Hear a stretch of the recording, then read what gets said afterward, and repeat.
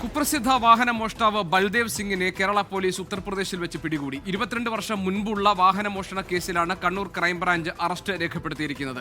അജീഷ് ജയകുമാർ കണ്ണൂരിൽ നിന്ന് വിവരങ്ങളുമായുണ്ട്. അജീഷ്, 2 പതിറ്റാണ്ടിന് മുൻപുള്ള ഒരു കേസിൽ ഈ കുപ്രസിദ്ധ മോഷ്ടാവിനെ പിടികൂടാൻ കേരള പോലീസിന് കഴിഞ്ഞിരിക്കുന്നു. ബൽദേവ് സിംഗ് പിടിയിലായിരിക്കുന്നത് ഉത്തർപ്രദേശിൽ വെച്ചാണ് എന്നാണ് മനസ്സിലാക്കാൻ കഴിഞ്ഞത്. ഇയാളെ എങ്ങനെയാണ് പിടികൂടിയത്? എന്ത് സന്ദേശത്തിന്റെ അടിസ്ഥാനത്തിലാണ് കേരള പോലീസിന് അവിടെ എത്തി പരിശോധന നടത്താൻ കഴിഞ്ഞത്? എപ്പോഴാണ് നാട്ടിലേക്ക് കൊണ്ടുവരിക?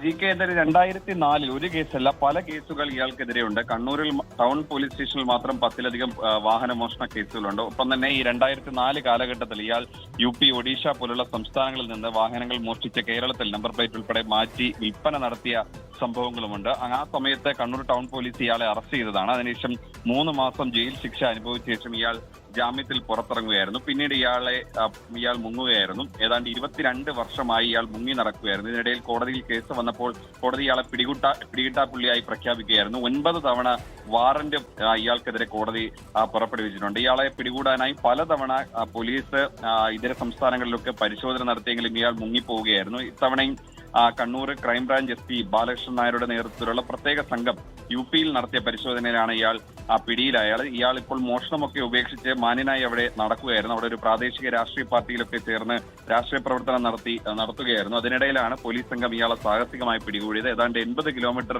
ഇയാളെ പിന്തുടർന്ന ശേഷമാണ് പോലീസ് ഇയാളെ പിടികൂടിയത്. ഇന്നലെയാണ് പിടികൂടിയത്. അതിനുശേഷം ഇന്ന് ഇയാളെ വൈകാതെ തന്നെ കണ്ണൂരിൽ എത്തിച്ച് കോടതിയിൽ ഹാജരാക്കി റിമാൻഡ് ചെയ്യും.